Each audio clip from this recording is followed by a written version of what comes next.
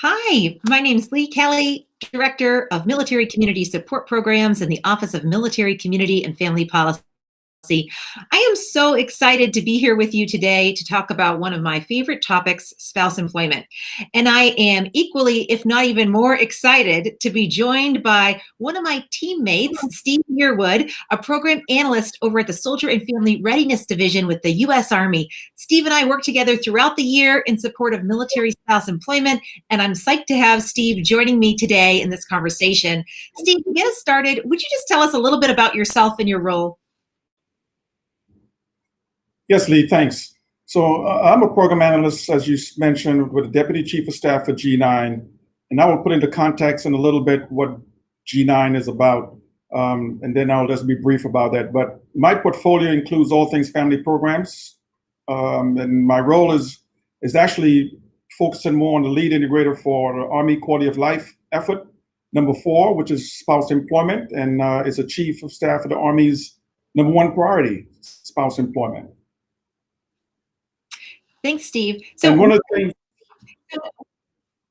if I may, sorry about that, if I may. So what I wanted to do is kind of briefly talk about, G9, because we use these terms sometimes and many folks don't understand what our role is in that. So I just want to provide context so they understand the organization and how my role fits into the overall picture of the organization.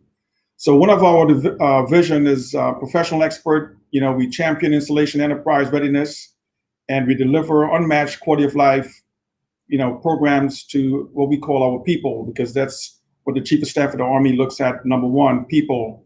And the mission of the G9 is to lead the Army quality of life efforts, to implement, integrate, and supervise and assess execution of the policy, resources, plans, and programs for installation enterprise, so they are able to be ready and prompt and sustain land dominance by the armed forces. Back to you, Lee. Thanks, Steve. I know it's so funny with all this virtual work and things and these briefings. It's almost like you have to say over or back to you at the end of every statement just because of that delay. So, Steve, my next question for you is this. I know the Army has always been focused on spouse employment, certainly for as long as since I was in the Army and ever since then. But in particular this year, what has the Army specifically been focused on in the spouse employment realm? Over. So in order to strengthen the quality of life programs, one of the things the Secretary of the Army done for the Army within the last year, he established a quality of life task force charged with developing and campaigning nested within the Army People Strategy, and also with initial focus on housing, healthcare, childcare, permanent change of station moves, and spouse employment. And that's, as I mentioned earlier, that's where I fit into this whole overall role within the quality of life. And the programs identified by senior is a high priority for solutions within the Army itself. And one of the things we have focused on is looking at remote work and looking at how do we partner with external nonprofit organizations to really look at opportunities for spouses to educate, train, and also provide mentorship. So that's what's been our focus primarily, is on remote work and looking at our policies and how our policies can help influence some of the changes we want to have to give that spouse an opportunity for employment. Thanks, Steve. And this next question that I have for you actually might be zeroing in a little bit on that remote work piece. But in particular this year, how is the Army focused on supporting military spouses in their career pursuits during this COVID-19 environment that we find ourselves in? Yeah, so what the Army has done to focus on this, the challenges we have with COVID-19, we actually use our Soldier for Life office, which is part of the transition office, to really focus on partnership with these organizations that we call partners. For example, Hiring Our Heroes is just one of them, but there are many we have partnered with to look at virtual career fairs and also focus on, opportunities that our policy may cause as a result of some of the challenges we face. So we actually looked at policy. So it's kind of two-pronged. Looking at a policy and looking at the changes we can implement with those policy, and also educate leaders, hiring officials on the power they have to actually provide those opportunities for military spouses to work remotely.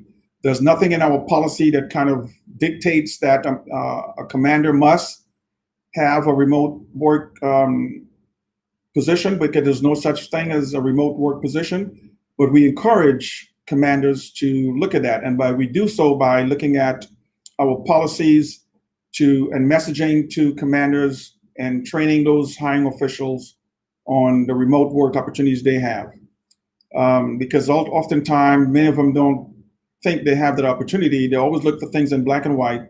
But again, we try to enforce that through our communication efforts, and also the partnership with our Soldier for Life, working virtually in our environment, because we all are working virtually, and that's been challenging as well. But also looking at, what opportunities present itself with some of these partner organizations as it relates to remote work that they have, and how can they leverage those military spouses and connect those spouses to those job opportunities. And one of the things I want to just kind of point out that we actually just started looking at as a result of remote work also, we have a new initiative, what we are calling co-working space. And we actually are looking at some of the installations to look at co-working space, which provides a space for military spouses to work, train, and anything they want to do within that space that's been going to be allotted to them. Because oftentimes a military spouse may not want to work from home. They may want to work at a remote site. So these co-working spaces provide that remote site that the military spouse can go to, where technology is available, telephone, video, all those different capabilities to allow them to maximize that workspace to provide the work they need for whatever company they are working for, or even as a Department of Army civilian, if they have to work remotely and want to choose to work. So we identified a couple of installations we're going to be focusing on, but I think that would be a win-win in the future. And we hope to collect more information in regards to those focus as we look at COVID-19 and the challenges we had. Steve, I really love that. First, I love the policy interpretation and education. The fact that you can have existing policy out there, and it may be a matter of simply ensuring that stakeholders see how that policy can be interpreted and applied in ways that are beneficial to spouse employment. So I love that, first of all.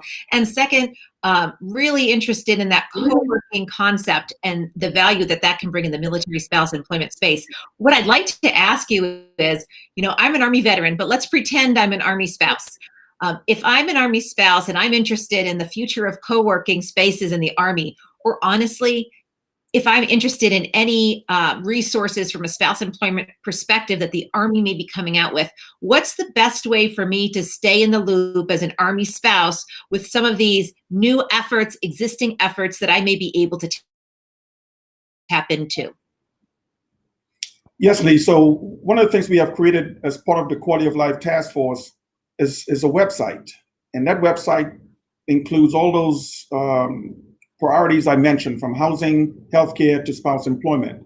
And that website is https://www.army.mil/quality of life.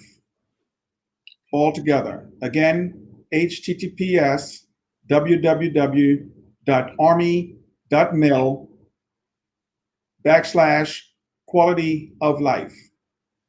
And in that website, it links to, you will see different icons highlighting each one of those topics I mentioned or priorities I mentioned. And then once you select spouse employment, It will take you to a various list of resources, to include those resources that we have partners with at MySACO and MyCAA and various other resources that we have. It's a laundry list is a menu that you can choose to see what fits your needs.